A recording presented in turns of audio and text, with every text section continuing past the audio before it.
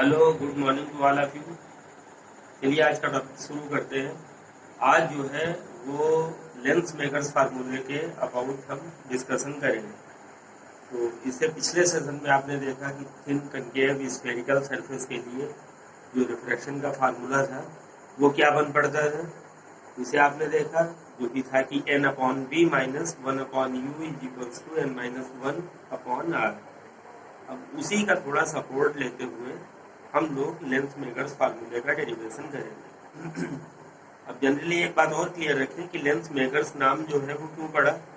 ये किसी साइंटिस्ट के नाम को बिलोंग करते हुए लेंस मेकर्स नहीं लिया गया है, बल्कि लेंस की मेकिंग में यानी लेंस को मैन्युफैक्चर करने के दौरान उस पर कर्वेचर कितनी दी जाए, पावर कितनी रखनी है, तो इस फार्मूले का सपोर्ट लिया जाता है उसकी कर्वेचर को डिसाइड करने के लिए, उसकी पावर को डिसाइड करने के लिए। तो ये चूंकि लेंस की मेकिंग में यूजफुल है, इसलिए इसको लेंस मेकर्स फार्मूला बोल रहे होते हैं। बेसिकली किसी साइंटिस्ट के नाम को लेंस मेकर्स ना समझ बैठे, तो इसको भी क्लियर रखना जरूरी है। तो चलिए शुरू करते हैं। पहले रे डायग्राम देख लें इसका। ये जनरली कोई लेंस बनाना है, अब चाहे ये कॉन्वेक्स ले सकते हैं चाहे कनकेव ले सकते हैं, लेकिन ये जनरल केस है। जब हम फार्मूला प्रूफ करेंगे तो वो जनरल केस के रूप में होगा, यानी अगर कॉन्वेक्स के टाइप में तो उसमें कॉन्वेक्स के हिसाब से हमें साइन भरने होंगे प्लस माइनस, और अगर कनकेव के हिसाब से तो हमें कनकेव के साइन भरने होंगे। तो जो फार्मूला प्रूफ होके आएगा वो एक जनरल फार्मूला कहलाएगा, मतलब वो कॉमन है कॉन्वेक्स के लिए भी और कनकेव के लिए, क्योंकि प्रूफ के दौरान में जो रेडियाई जो होंगी, यानी ये रेडियाई R1 है और इसका रेडियस जो है वो R2 है। प्रूफ के दौरान में R1 R2 का साइन डिसाइड नहीं किया जाएगा, वो एक जनरल वे में प्रूफ हो गया आएगा। लेकिन जब स्पेशली प्रूफ होने के बाद हम कॉन्वेक्स के लिए अप्लाई कर रहे हैं, तो देखिए कॉन्वेक्स कैसा है, दिस इज कॉन्वेक्स। तो कॉन्वेक्स के लिए ये हुआ R1, यानी R1 इधर पड़ा तो कैसा पॉजिटिव, और ये हुआ R2 इधर पड़ रहा है तो R2 नेगेटिव। यानी जब फार्मूला भी प्रूफ हो गया आएगा ऐसे 1/R1 माइनस 1/R2। तो this is the general formula, not it is for convex, not it is for concave, but it is for both. अब यहाँ R1 और R2 हमें कॉन्वेक्स के हिसाब से लेना है, तो R1 को पॉजिटिव ले लेंगे और R2 को निगेटिव का मतलब यहाँ माइनस लेंगे तो ये प्लस बन जाएगा। और अगर यही कनकेव के हिसाब से होता तो ये कनकेव का रहता। तो कनकेव वाले में ये पहला सरफेस है, तो यहाँ R1 इसका क्या रहेगा निगेटिव, ये दूसरा सरफेस है, ये R2 इसका कैसा रहेगा पॉजिटिव। यानी कनकेव वाले में यहाँ माइनस देंगे और यहाँ प्लस देंगे, ये प्लस देंगे और यहाँ माइनस देंगे। इसका मतलब वो माइनस कॉमन बाहर निकाल सकते हैं, क्योंकि ये माइनस और वो माइनस, तो माइनस बाहर निकाल सकते हैं। तो तभी हम जानते हैं कि फोकल लेंथ कैसी आ जाएगी, निगेटिव। तो जनरली सभी को मालूम भी है कि कनकेव की फोकल लेंथ निगेटिव होती है। तो मीन ये है कि फार्मूले के डेरिवेशन के दौरान जो है हमने R1 और R2 के साइन डिसाइड नहीं करने होते हैं, वो जनरल फार्मूले के फॉर्म में आता है प्रूफ होके। और जब प्रूफ आ जाता है तो इन दैट यानी इसमें we have to put the values with proper sign for the convex as well as for the concave lens. तो चलिए आइए शुरू करते हैं। देखें यहाँ भी एक लेंस ले रखा है, फिलहाल हम जो फिगर जो सामने पड़े तो उस हिसाब से तो कॉन्वेक्स कहेंगे। ये हमने एक लेंस ले रखा है, कॉन्वेक्स लेंस है। This is the position of the point object. तो यहाँ से जो रेस चलेंगी वो पहली वाली सरफेस से, यानी इससे यहाँ पे रिफ्रैक्शन होगा, तो इस पहली सरफेस से रिफ्रैक्ट होकर पहली इमेज ये बनेगी यहाँ। तो ये फाइनल इमेज नहीं है, this is I dash. That means it act as a virtual object. किसके लिए? It act as a virtual object for the second surface, यानी इस सरफेस के लिए। कहने का मतलब पहली सरफेस से रिफ्रैक्शन के थ्रू आई पे एक इमेज बनता है आई डैश पे, और ये आई डैश पे बनने वाला इमेज फिर से एक ऑब्जेक्ट का काम करने लगता है। किसके लिए? सेकेंड सरफेस के लिए। और फिर अगेन रिफ्रैक्शन जब हो जाता है सेकेंड सरफेस से, तो फाइनल इमेज हमारे पास आई पे बन जाती है। तो यानी ये 2 स्टेप की प्रोसेस है। तो पहला इमेज पहली सरफेस से बनेगा, वो इमेज दूसरी सरफेस के लिए इमेज ना होके वर्चुअल ऑब्जेक्ट का वर्क करने लगेगा। और इस लेंस की थिकनेस हमने स्मॉल टी ले रखी है, जो बाहर का जो एटमॉस्फेयर है आसपास का उसका रिफ्रैक्टिव इंडेक्स n1 है, यानी यहाँ और से यहाँ तक ये सब n1 है, और जो ग्लास जिस मटेरियल का है उसका n2 है। बाकी आप रे डायग्राम के थ्रू आप डिस्टेंसेस को जानते हैं। ऑप्टिकल में जो ऑप्टिक्स में मेजर की जाती हैं, ऑब्जेक्ट से पहली सरफेस तक का जो डिस्टेंस होगा वो u है। पहली सरफेस से जो इमेज बना है आई डैश, यानी पहली सरफेस से वहां तक की डिस्टेंस को हम लोग v डैश बोले ले रहे हैं। ये v डैश है यहाँ से, पहली सरफेस से यहाँ से। अब दूसरी सरफेस से यही जो इमेज है ऑब्जेक्ट का जब वर्क करेगी तो इस v डैश में से हमने t अगर हटा दें, यानी थिकनेस अगर हटा दें, तो सेकंड सरफेस से डिस्टेंस काउंट कर सकते हैं, यानी v dash minus t।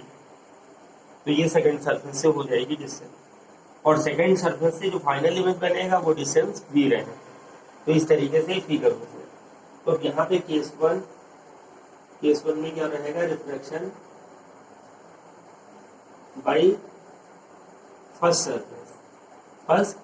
Surface, reflection by first surface, यानी जब पहली वाली सरफेस से रिफ्लेक्शन हो रहा हो तो हम फार्मूला ये अप्लाई करेंगे, apply n upon v minus 1 upon u is equals to n minus 1 by r। Then यानी ये फार्मूला अप्लाई करते हैं, देखते हैं n upon v, that is n का मतलब है कि जो लाइट जहां से जहां गई, यानी पहले मीडियम से दूसरे में गई, तो इमेज के हिसाब से n2 है। तो n2 अपॉन v का मतलब है पहली इमेज कहाँ पे बना, आई डैश पे, उसकी डिस्टेंस क्या ले रखा है, v डैश। तो n upon v that is n upon v dash minus 1 upon u that is 1 upon u। तो n minus 1 by r that is n2 minus 1 by r, n2 minus 1 by r। और यहाँ पे अगर देखें तो ये कहेंगे कि सेकेंड सरफेस से फर्स्ट सरफेस में आ रहा है, तो हमें ये बोलना पड़ेगा n2 माइनस n1 बाई कौन सा सरफेस, पहली सरफेस के थ्रू ये रिफ्रैक्शन देख रहे हैं, तो n2 minus n1 by r1 हमें बोलना पड़ जाएगा, ठीक है। तो ये पहला इक्वेशन रहेगा। आफ्टर दैट केस सेकेंड पे आ जाए, केस सेकेंड, अब रिफ्रैक्शन बाई सेकेंड सरफेस, जब सेकेंड सरफेस से रिफ्रैक्शन होगा तो अब यहाँ पे केस रिवर्स कर गया। पहले क्या था कि from medium to the glass rays आ रही थी, मीडियम से ग्लास में। अब उल्टा हो रहा है, सेकेंड सरफेस के लिए क्या हो रहा है, ग्लास से मीडियम में आ रही है। पहले मीडियम से ग्लास में था और अब ग्लास से मीडियम में, यानी to the second surface to the point I. तो अब ये रिफ्रैक्टिव इंडेक्स का जो थीम है वो चेंज हो जाएगा। जहां पे हम n1 लगाएंगे वहां पे हम n2 कर ले, यानी ये कहां से कहा था, इसे भी जरा संभाल लेते हैं लोग, ये n1 रहेगा, ठीक है। क्यों, क्योंकि u यानी कहाँ पे रखा हुआ है, n1 वाला मीडियम जो है वो एयर से हट के कोई भी मीडियम ये लिया गया है जो कि n1 है, ठीक है। तो इस तरीके से रखना। और अब के सेकंड में क्या होगा कि मीडियम रिवर्स कर जाएगा, पहले मीडियम से ग्लास में आ रही थी रेस, अब ग्लास से मीडियम में जा रही। तो जहाँ पे n1 लिया वहां पे n2 कर दें, और जहाँ पे n2 लिया वहां पे n1 कर दें, क्योंकि रिवर्सिबिलिटी ला यही कहता है कि रिफ्रैक्टिव इंडेक्स रिवर्स हो जाता है। तो यहाँ पे n2 अपॉन फाइनल इमेज, यानी n1 अपॉन फाइनल इमेज क्या बन रहा है, v माइनस, यहाँ n1 की जगह क्या हो जाएगा, n2 upon u that is यहाँ पे ऑब्जेक्ट हो। तो देखिए ये फाइनल इमेज के लिए ये ऑब्जेक्ट का वर्क कर रहा है, और सेकंड सरफेस से इसकी डिस्टेंस क्या है, v dash minus T, v dash minus T. इसे ध्यान रखिए, ये u का प्लेस लेना है, तो u कौन है, I dash act as a virtual object for the second surface, यानी सेकंड सरफेस के लिए आई डैश जो है वो वर्चुअल ऑब्जेक्ट है। इसका मतलब ये u का काम करेगा। तो ये जो डिस्टेंस है यहाँ से यहाँ तक वो v डैश में से थिकनेस t को हमने लेस किया है, तो v डैश माइनस टी के इक्वल रहेगी, और इज इक्वल्स टू यहाँ रिवर्स हो जाएगा n1 माइनस n2 बाई, अब सेकंड सरफेस से है तो r1 की जगह r2। फिर उसके बाद बोलेंगे if thickness of lens is very less, thickness of lens is very less, then neglecting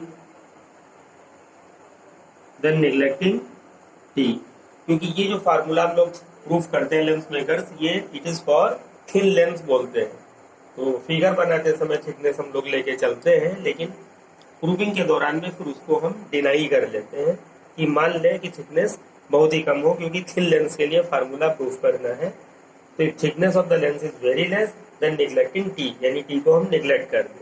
अगर थिकनेस बहुत कम है तो नेग्लेक्ट कर दें। तो n1 upon v minus n2 upon v dash is equals to n1 minus n2 upon capital R। This is equation second. Now adding equation first and second. अब जो first और सेकंड इक्वेशन आ गया उनको हम लोग ऐड कर लें। तो n2 upon v dash and n2 upon v dash from both equation this is cancelled out. So we get here n1 upon v minus n1 upon u. तो adding क्या कर रहे हैं, first and second. we get here n1 upon v minus n1 upon u is equals to n1 upon v minus n1 upon u is equals to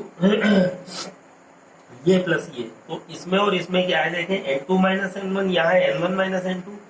तो इसे before common ले लेंगे तो हम बाहर निकाल सकते हैं। n2 minus n1 is common, then here it is 1 upon r1, और कॉमन जब ले रहे हैं n2 माइनस n1 तो यहाँ पे माइनस देना पड़ेगा, तो it becomes 1 upon r2।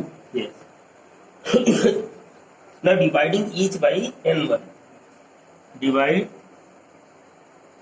By n1 to the each step we get here, then by division we get here है। देखिए क्या मिला, n1 अपॉन v तो था, तो n1 को n1 से डिवाइड कर दिया तो n1 upon v minus n1 upon u that is n2 upon n1 minus n1 upon n1, और इधर रहेगा 1 upon r1 minus 1 upon r2। तो n1 कैंसिल है, तो 1 upon v minus 1 upon u is equals to n minus 1 1 upon r1 minus 1 upon r2। This is equation third. फिर यहाँ और generalize करेंगे कि if object is at infinite then image is formed at focus. ये generalize कर लिया क्या कि ऑब्जेक्ट को दूर रखते जाए तो हम कहेंगे एक जनरल केस कहाँ, तो हम कहेंगे कि ऑब्जेक्ट को इतना रख सकते हैं कि हम कहाँ ले लें, इनफाइनाइट पे। और फिर तब देखें कि इमेज की सिचुएशन हम क्या बताएं, तो हमें मालूम है कैसे कि अगर ऑब्जेक्ट को इनफाइनाइट पे रखते हैं तो इमेज कहाँ पे बनती है, फोकस पे। तो सो वी पुट क्या ऑब्जेक्ट को इनफाइनाइट पे, that is u is equal to infinite and image focus पे बन रही, that is v is equal to f। कहाँ पे, इन इक्वेशन, यानी हम u की जगह इनफाइनाइट और v की जगह f, क्योंकि ऑब्जेक्ट को इनफाइनाइट पे रखा है तो इमेज फोकस पे बने। तो ऐसी कंडीशन के लिए हम थर्ड में ये फुल कर दे तो u की जगह इनफाइनाइट लेते हैं, v की जगह f, 1 upon f minus 1 upon infinite that is n minus 1 upon r1 minus 1 upon r2, 1 upon f, और आप सभी जानते हैं 1 अपॉन इनफाइनाइट 0 हो जाएगा, तो 0 को लिखना नहीं है। 1 upon f is equal to n minus 1 upon r1 minus 1 upon r2। This is equation number 4। तो this equation is that it is lens maker, it is lens makers formula, यानी यही जो इक्वेशन 4 आ गई यही लेंस मेकर्स फार्मूला है। 1 upon f is equal to n minus 1 upon r1 minus 1 upon r2। This is the lens makers formula, यानी यही lens की making में यूजफुल होता है। यहाँ से एक और स्टेप हम लोग आगे बढ़ते हैं, तो लेंस फार्मूला भी यहीं से निकल आता है।